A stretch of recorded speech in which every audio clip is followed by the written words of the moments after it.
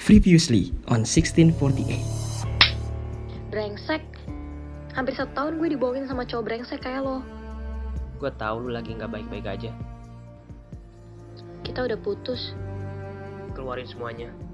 Gue selalu di sini, ada buat lu. Lu harus wisuda tahun ini. Selesain pendidikan lu dan mulai kehidupan baru. Semua tantangan udah nunggu lu. Dan gue nggak mau jadi penghambat. Tapi 2 minggu lagi gue wisudahan, lo gak bisa datang. No. Did I mention no? Sudah 2 tahun lamanya sejak Johan dan Mia saling tatap dan bersama. Kalimat terakhir yang Johan dengar adalah, Hati-hati di jalan ya, salam buat keluarga di Bandung. itulah yang diucap Mia saat Johan menggenggam erat tangan Mia di stasiun Tugu, Yogyakarta. Meski berat kaki melangkah, namun Johan harus menerima kenyataan dan mentertawakan dirinya sendiri saat ini. Dan sadar betapa merindukannya ia pada sosok wanita yang selalu menemaninya selama 4 tahun ini. Kini Johan memulai bisnis di kota kelahirannya, Bandung. Tepatnya di Jatinangor, dengan membuat grill bar yang terinspirasi dengan kafe yang selalu ia datangi di Jogja dulu. Bisnisnya sudah berjalan hampir 2 tahun, yang bernama Guts Herald. Johan menatap ke arah meja bar. Seorang pria yang terus memperhatikannya. Johan berjalan mendekati laki-laki bersetelan sangat rapi. Siang pak, bapak cari saya? Mereka saling tatap. Laki-laki itu tersenyum dan mempersilahkan Johan untuk duduk. Nama saya Andre, salam kenal. Johan. Perkenalan mereka tampak serius. Meski laki-laki bernama Andre itu selalu menyelipkan lelucon, Johan hanya berusaha menghargai pelanggannya itu.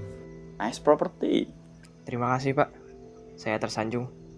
Jadi begini, saya lihat tempat kamu ini punya potensi yang sangat besar. Sayang kalau cuma di Jatinangor. Dengan fasilitas yang oke ini tapi sepi pengunjung. Johan mendengarkan seksama obrolan yang berangkat menjadi serius. Beberapa kali ia melihat tatapan laki-laki di hadapannya ini sangat menjanjikan. Saya mau ajak kamu kerjasama. Kita buka Guest Herald Jakarta. Johan tersentak. Ia terdiam tak mampu mengeluarkan sepatah kata pun. Ia benar-benar terkejut dengan ajakan bisnis yang sangat menggiurkan seperti ini. Seserius itu sama grill saya? Jelas, ini properti paling menjanjikan. Kamu punya potensi besar sebagai bisnismen yang sukses. Mungkin kendala kamu dana. Dana 100% selama pembangunan biar saya yang urus. Selepas dari itu, kita bagi hasil 50-50. Johan terdiam sejenak, memikirkan peluang yang sangat besar ini. Pria itu memberikan kartu namanya. Saya harus pergi. Ini kartu nama saya. Telepon saya kalau kamu sudah menemukan lokasi yang tepat. Kita bisa bicarakan dananya. Laki-laki itu pun pamit dan melangkah keluar meninggalkan Johan yang masih terdiam memegang kartu nama atas nama Andre Bagas Sullivan. Jakarta. Di belahan Pulau Jawa lainnya, Mia perlahan merangkai karir mudanya. Bekerja sebagai public relation di salah satu hotel berbintang 4 di kota Jakarta. Hari semakin gelap, Mia melangkah turun ke basement menuju mobilnya. Ia membuka pintu dan terdiam sejenak. Makan jam segini gak apa-apa kali ya? Ucapnya menatap spion. Dengan cepat, ia menginjak pedal gas menuju minimarket yang tidak jauh dari apartemennya. Ia membeli beberapa telur ayam dan mie instan. Lepas membeli beberapa barang yang bisa memenuhi keinginan lambungnya, Mia melangkah menuju apartemennya, menyusuri koridor yang panjang karena kamarnya berada di ujung dan di lantai paling atas. Dengan heels yang masih ia gunakan, ia terus melangkah, menahan rasa letih yang ia rasakan. Ia menatap kamarnya yang berantakan, gelas bekas kopi yang belum dicuci, sampah belanjaan yang hanya tergeletak di samping tempat sampah, spray kasur yang kusut dan pakaian kotor yang bertebaran. Rasa penat apalagi yang ia dapatkan setelah seharian menggali berlian untuk menyambung hidup, lalu matanya terkontaminasi dengan rasa malasnya sendiri. Mia berjalan menuju dapur, menatap kosong setiap sudut ruangan dan yang ia temukan hanya keheningan. Udah jam 2. Ucapnya saat ia melirik jam di depannya. Hiruk pikuk ibu kota. Setelah sekian lama perjalanan menempuh jarak 150 km kurang lebih dari Bandung menuju Jakarta. Johan menatap ramainya Terminal Senen, Jakarta Pusat. Bermodalkan HP, Maps, dan beberapa aplikasi yang mungkin membantu, serta uang cash yang ada di dompetnya, ia pun berjuang berencana mengembangkan bisnisnya di ibu kota. Johan berusaha mencari akses informasi ruko-ruko yang disewakan. Rencananya, ia akan mencari ruko yang terletak di pusat kota. Ukurannya pas dan sesuai. Ini mungkin gila. Baru kali pertama bertemu, namun jalinan bisnis yang mereka rencanakan sangat besar. Setelah 13 hari mencari lokasi yang tepat, akhirnya terputuskan sebilah tempat yang dirasa sangat cocok untuk membangun Guts Herald cabang Jakarta di daerah Kuningan, Jakarta Selatan. Dengar, Yohan. Semuanya biar saya yang atur. Setelah ada kesepakatan dengan pemilik lahan, kamu bisa mulai bangun kafe di sana. Serahkan saja semuanya pada saya. Ucap Andre di lobi kantornya saat Johan menemuinya dan membicarakan perihal pembangunan ini. Johan hanya mengangguk dan menerima semua masukan Andre sebagai penanam saham pada bisnisnya ini.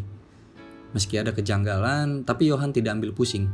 Ia tahu sangat metode bisnis yang benar dan mempercayakan hal tersebut pada Andre. Kesepakatan adalah kesepakatan. Semuanya tampak berjalan lancar. Johan beberapa kali mondar-mandir Jakarta-Bandung setiap minggunya untuk memantau pembangunan Guts Herald. Meski dibilang masih sangat baru, tapi sosial media Guts Herald sudah dibanjiri followers yang menunggu peresmian dibukanya kafe ini. Berjalan dengan waktu, Guts Herald pun resmi dibuka.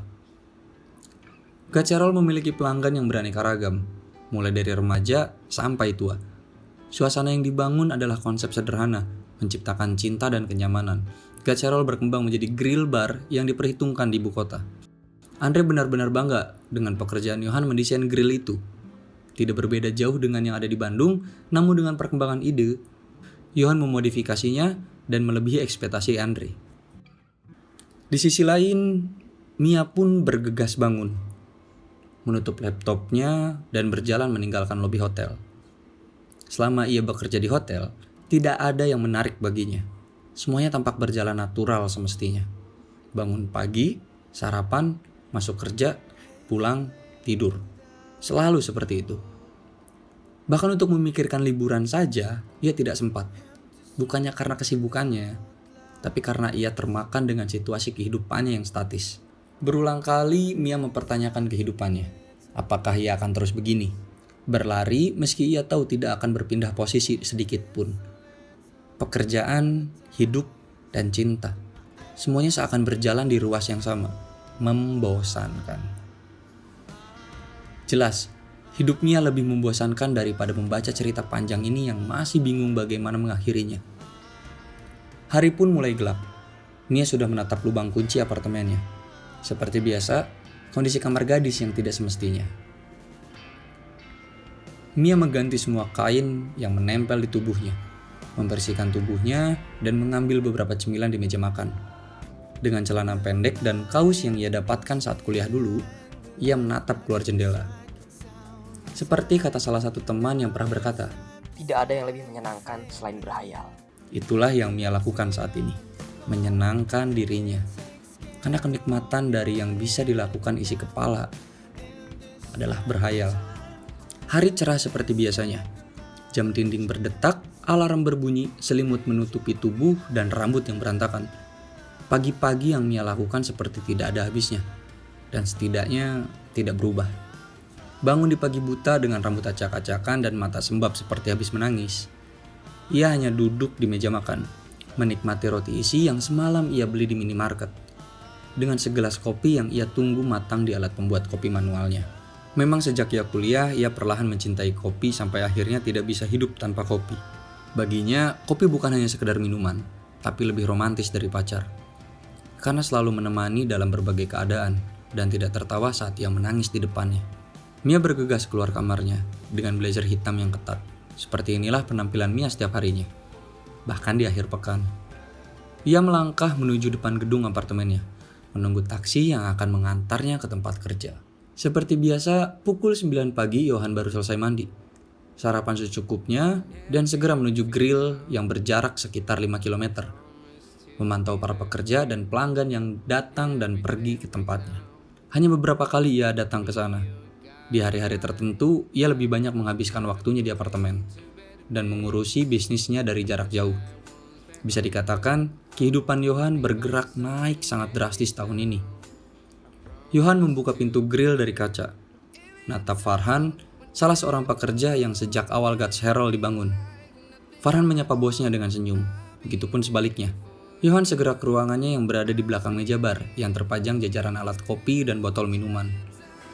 Ia menatap sosok laki-laki yang tidak asing, duduk di meja dekat tangga. Seperti tidak bisa mengelak lagi, Johan tahu dengan siapa dia akan berhadapan. Rian?